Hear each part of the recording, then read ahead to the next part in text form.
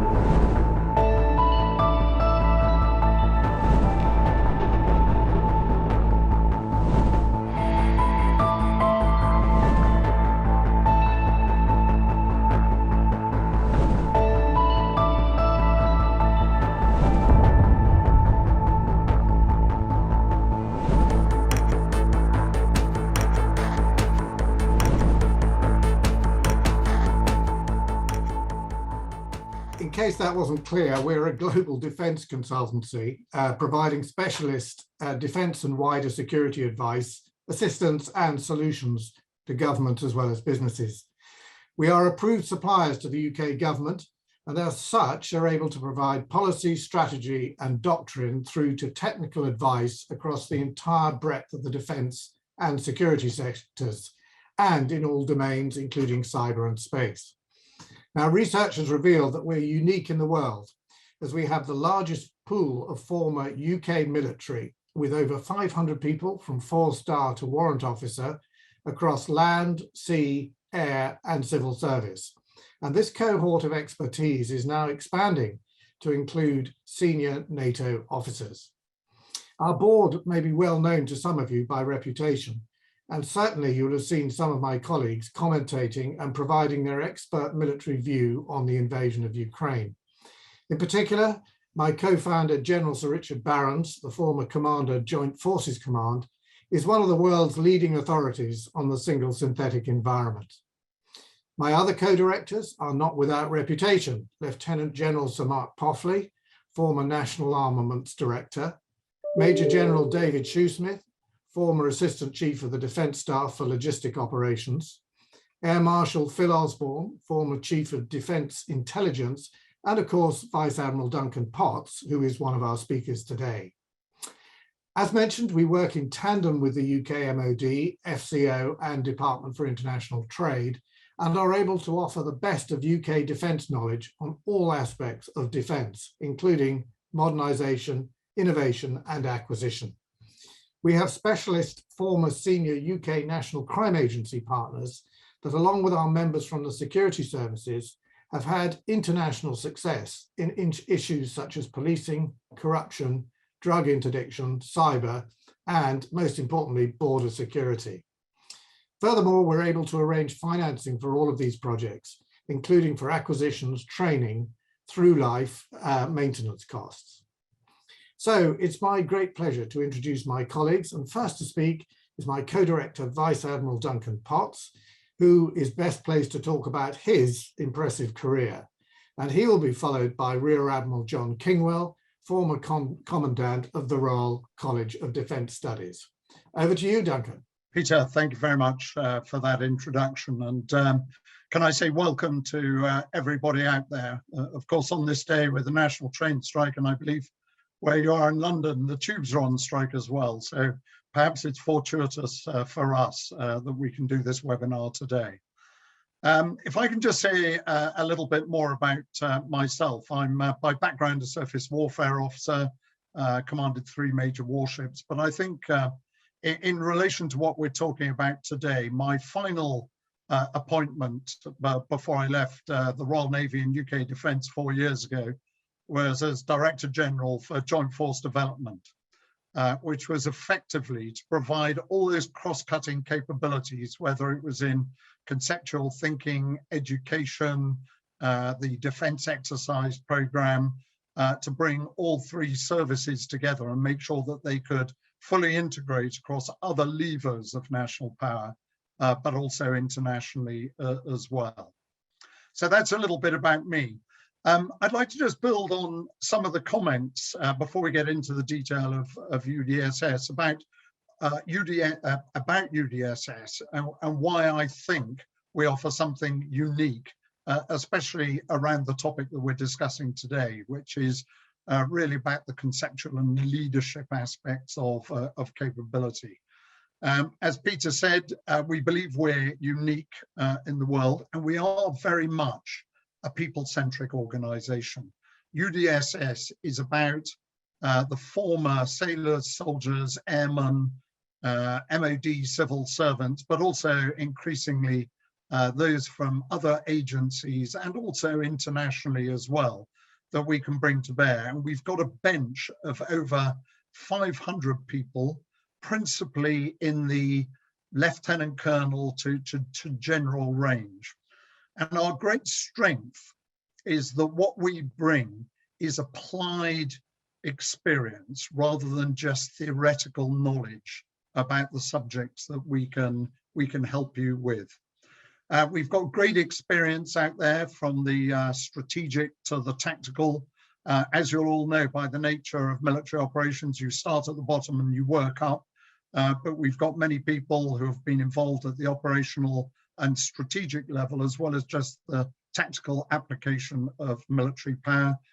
So just for myself, by way of example, as a Commodore, I commanded coalition operations in the Northern Gulf. And as a two-star, as a NATO High Readiness Force Maritime Commander. And for 18 months, I commanded European Union counter-piracy operations off Somalia as well. As our video demonstrated to start with, we focus on all environments there. And I know traditionally people think of land, sea and air, but also very much the new global commons of space and cyberspace as well.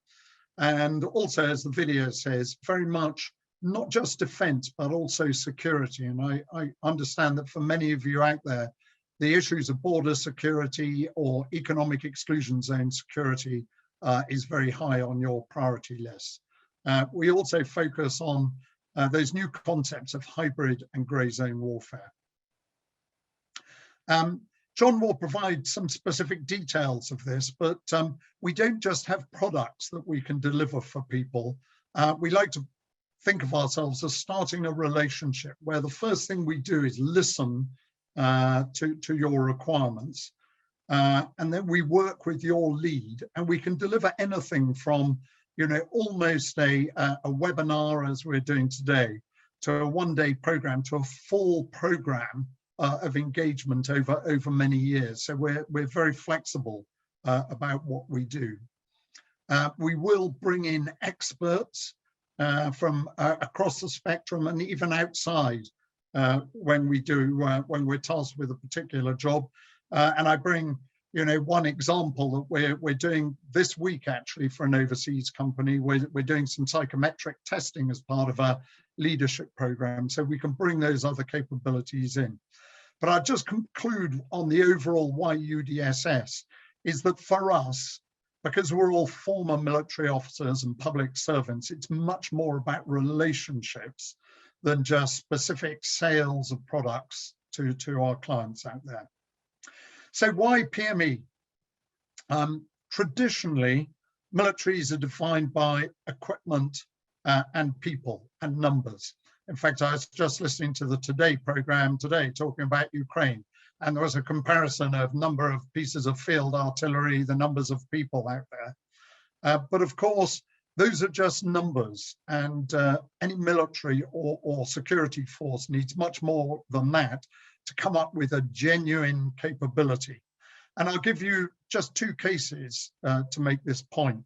The first one, I was down in Portsmouth all this weekend for the 40th anniversary of the Falklands conflict, a conflict that was fought 40 years ago over a logistics line of communication of some 8,000 miles in extremely harsh conditions, where the enemy occupied the land and were dug in.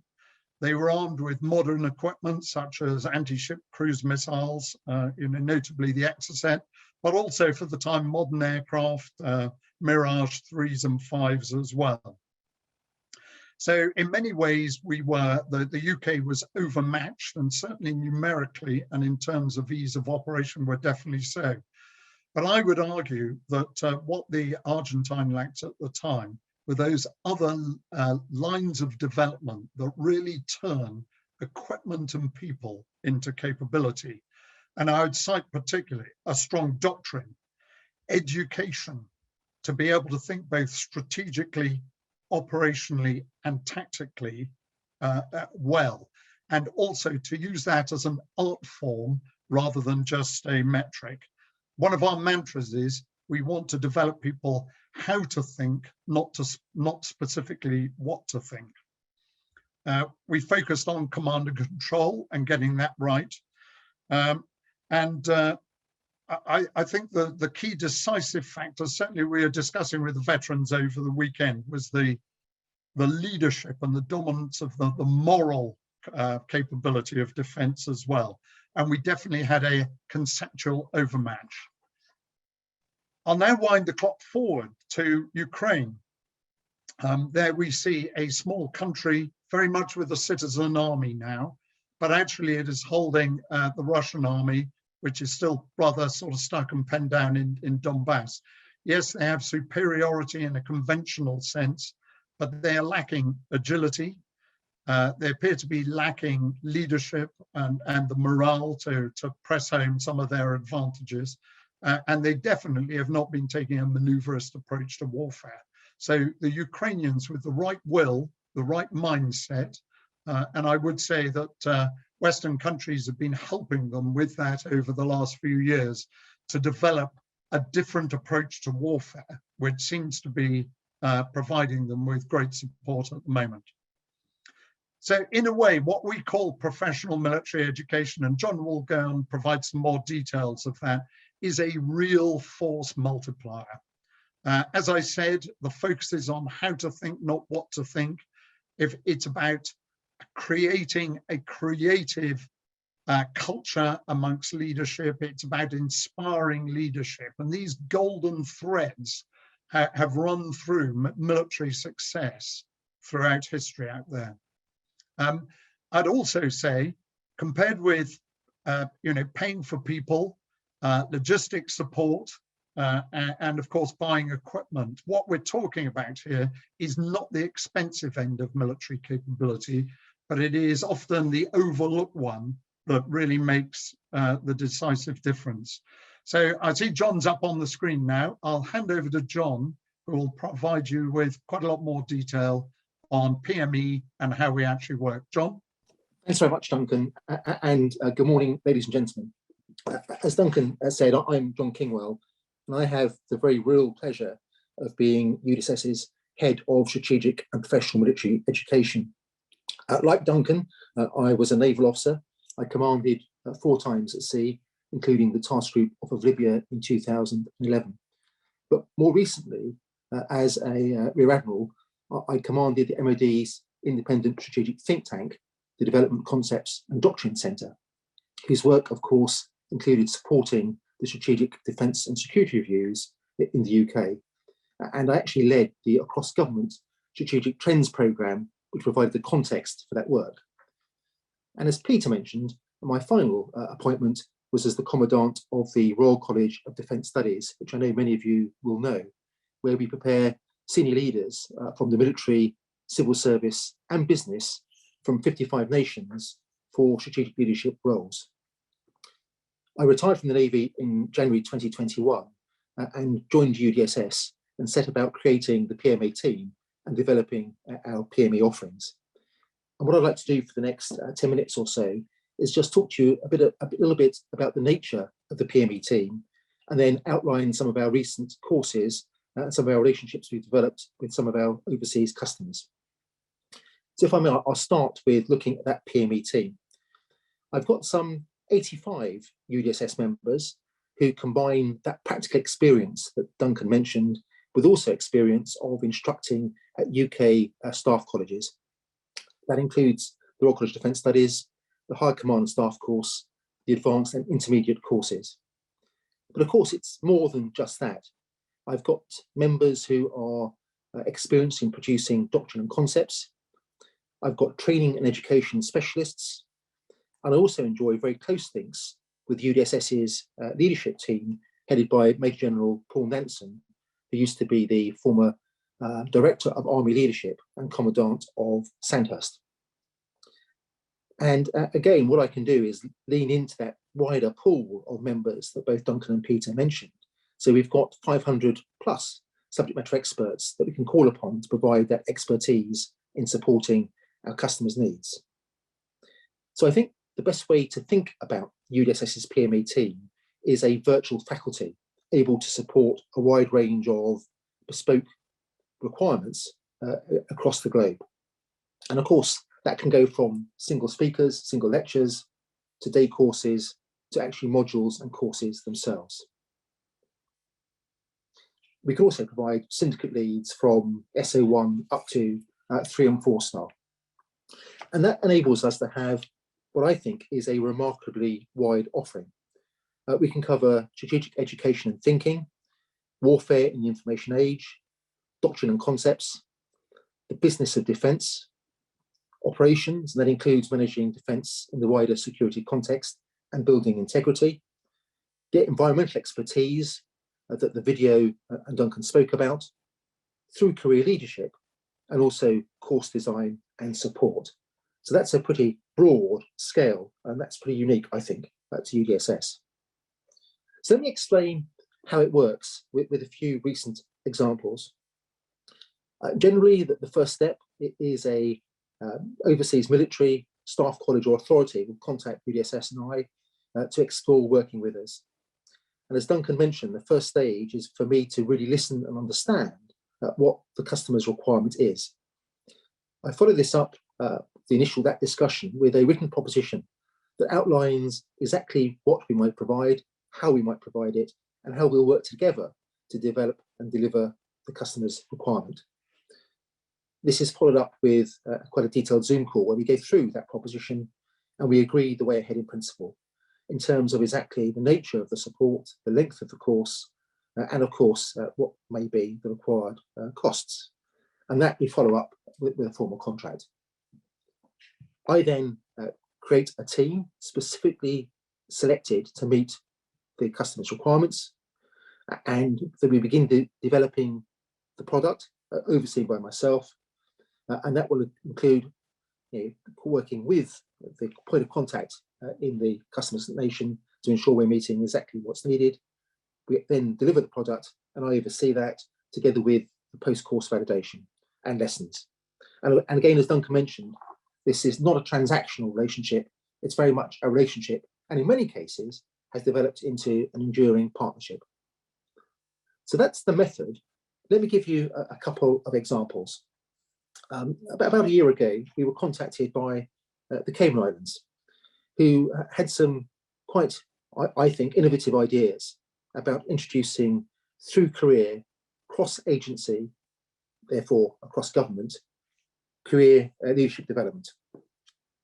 Something that will develop their leaders from the tactical level up to taking their place at the strategic level on the National Security Council, and also reinforcing the fact that it has to be an across-government effort.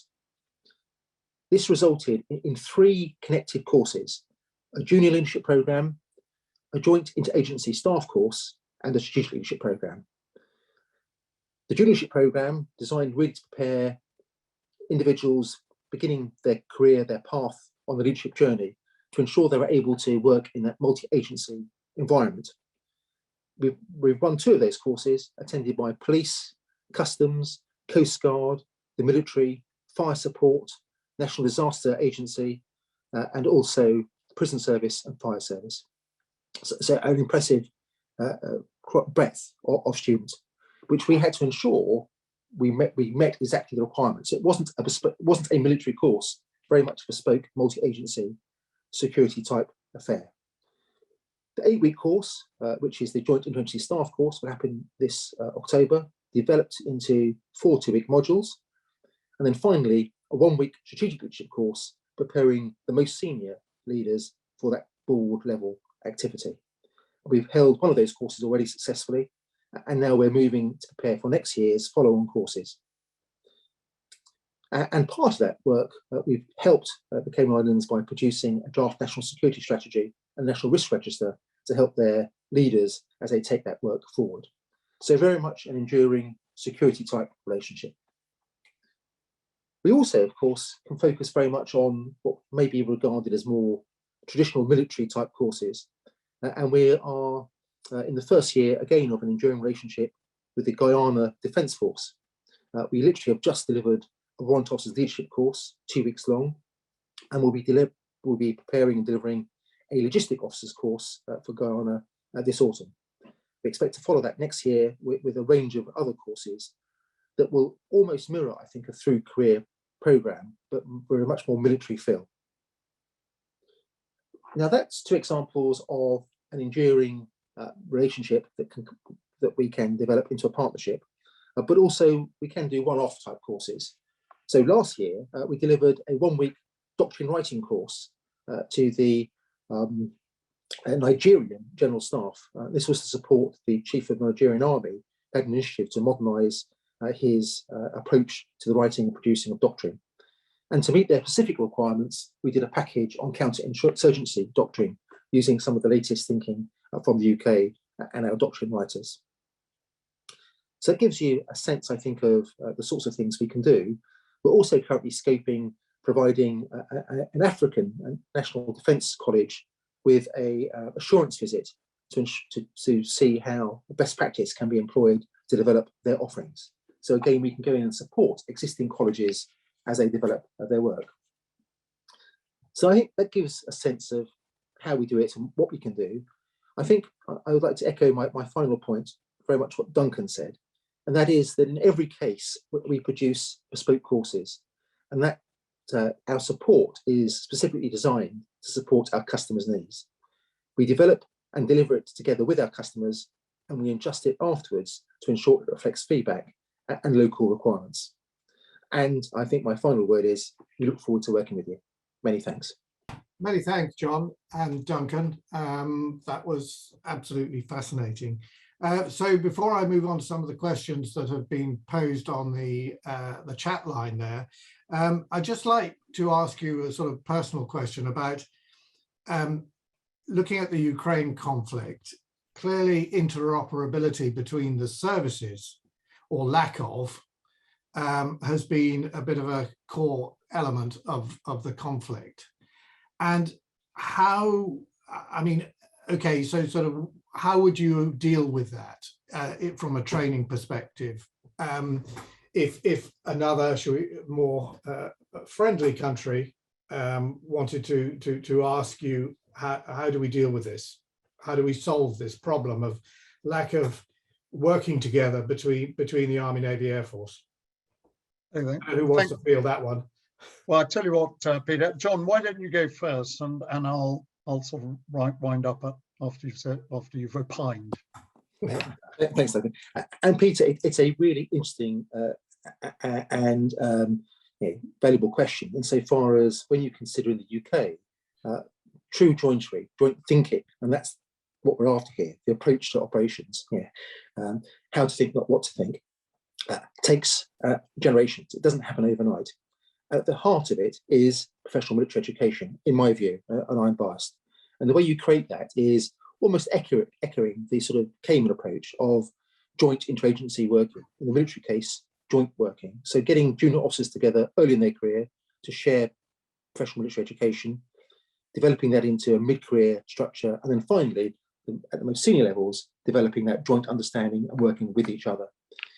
And only when you've created that can it be reflected, in my view, on operations and the battlefield. All reinforced, of course, with joint doctrine, which brings together the best of all three services, working together, highlighting best practice, and giving almost that sort of joint approach and thinking, which enables the relationship. So another good example is the estimate and how you approach your planning. But of course, in the UK and of course in NATO, it's a joint process that all services use, and that enables aligning thinking to align. But it doesn't happen overnight. And in my view, PME is absolutely essential to it. Duncan. Yeah, thanks, John. Just a couple of observations from me. The joint argument has really been raging in the UK and the United States and other places since the end of the Cold War. And I think it sometimes gets confused. My opinion is that to be a good joint officer, you need to start by being an expert in your domain, whether that's being a soldier, a sailor, an airman.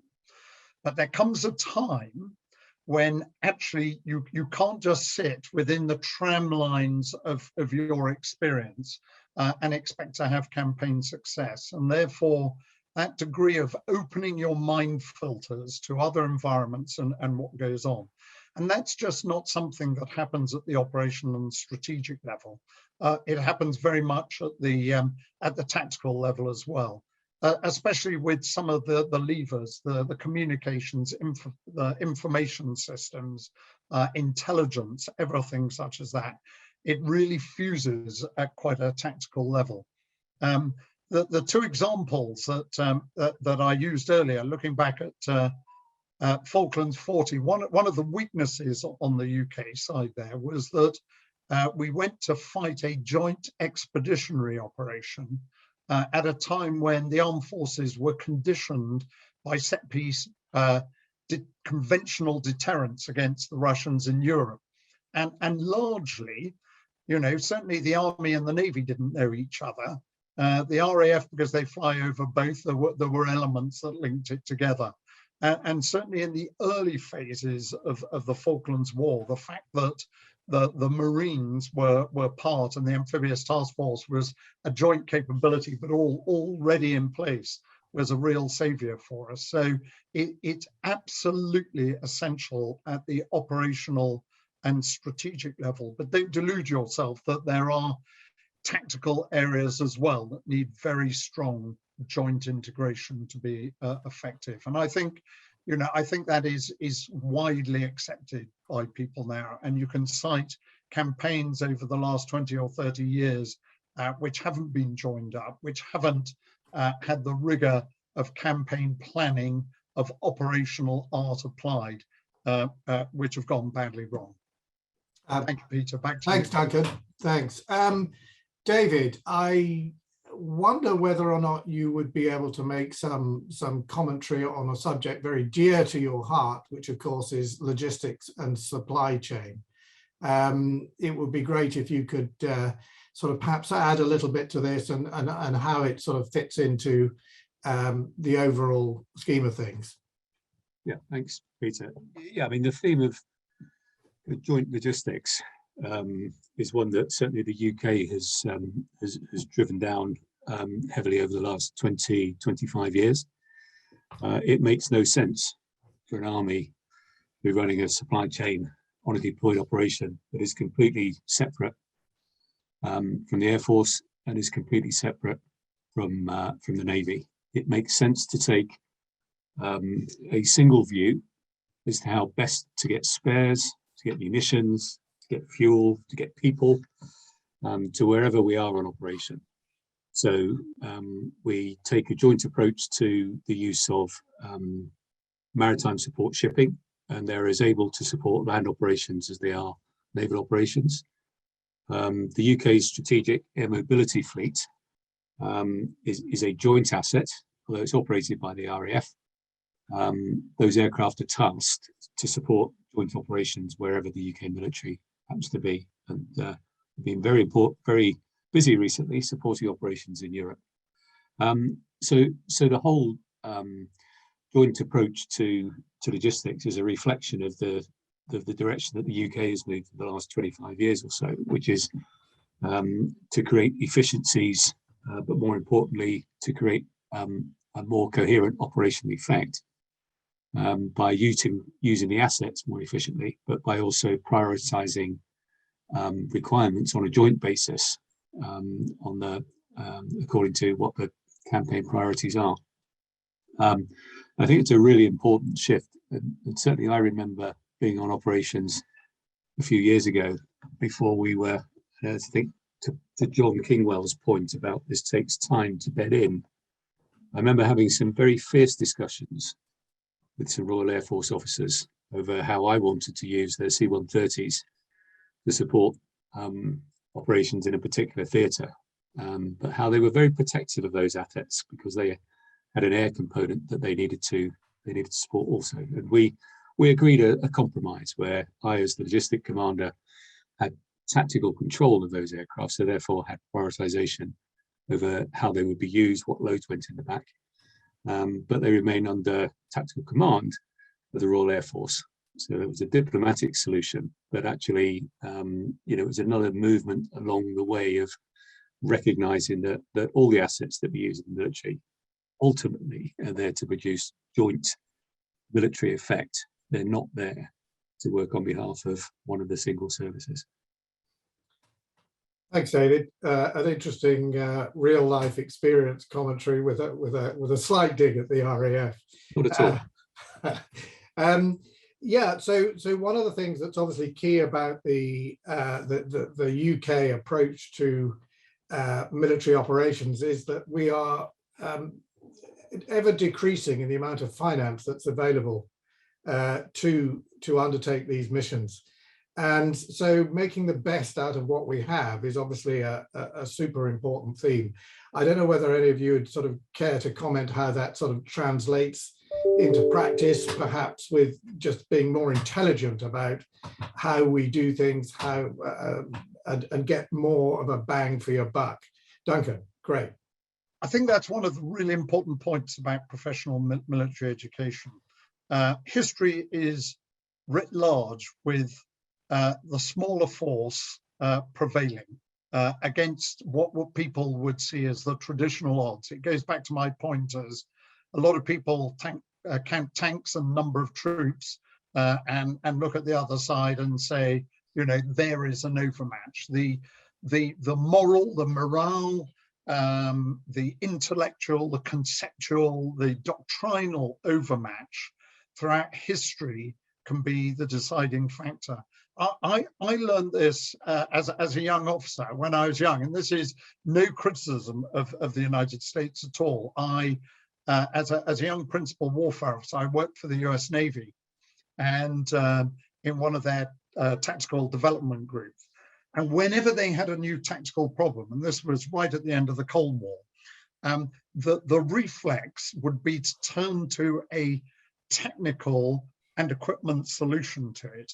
Whereas because I'd come from a culture in a different Navy, perhaps one that was struggling for resources to do many of these things, our reflex is to look at how you can use what you've got to much better effect. And I did an analysis when I was the Director General of the Defence Academy of the UK to try and make the case for what we call professional military and strategic education. And of course, the UK invests heavily in that with, as many of you will know, the Staff College down at Shouesmith, but many other things such as the Royal College of Defence Studies. But when you look at the investment in people's development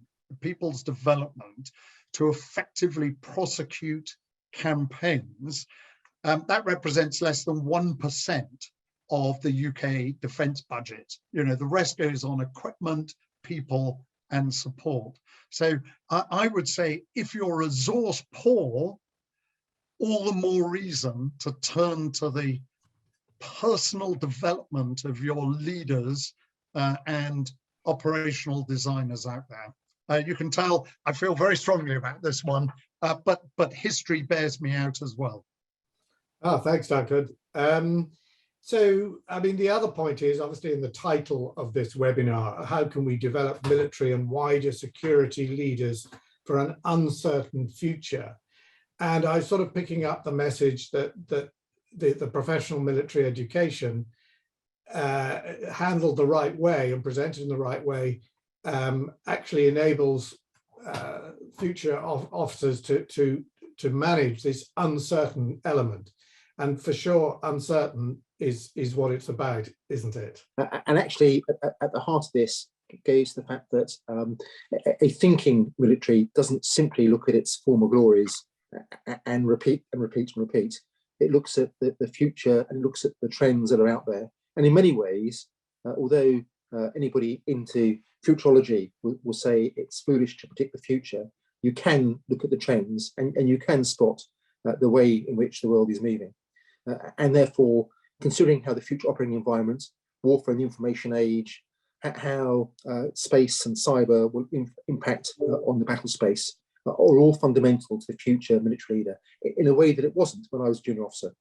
So tomorrow's junior officers and today's need to have an understanding of technology in a way that their predecessors didn't.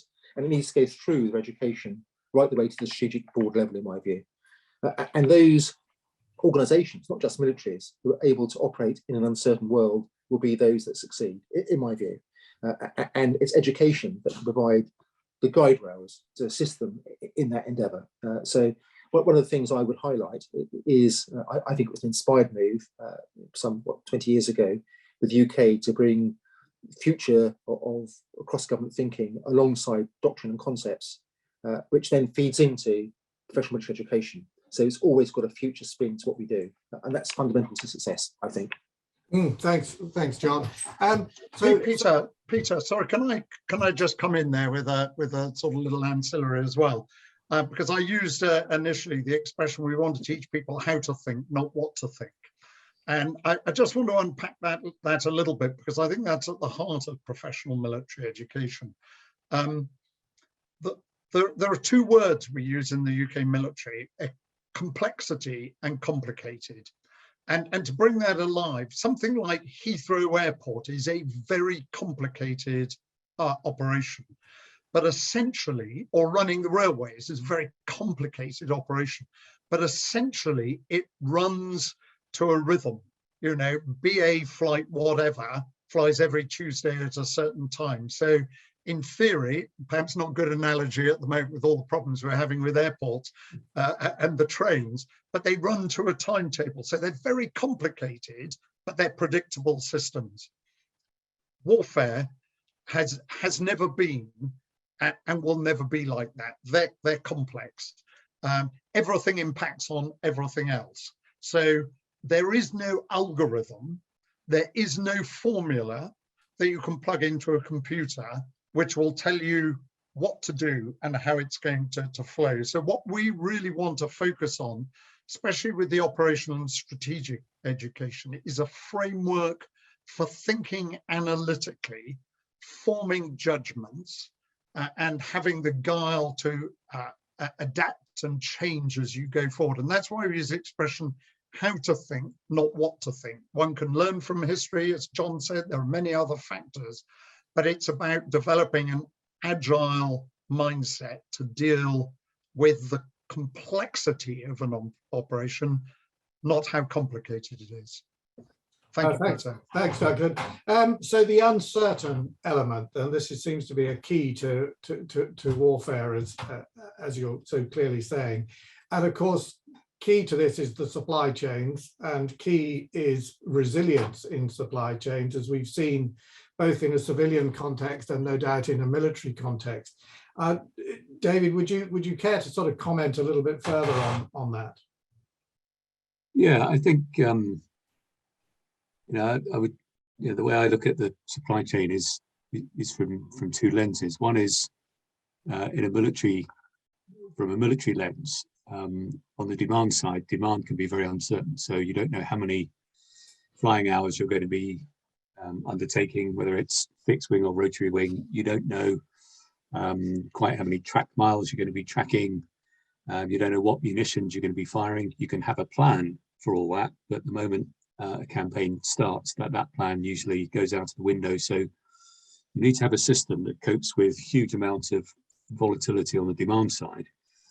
You also need to have a system that copes with a huge amount of uncertainty on the supply side, and we've seen that a huge amount with blockages in the Suez Canal and COVID, some of the other supply side problems over semiconductors and precious metals.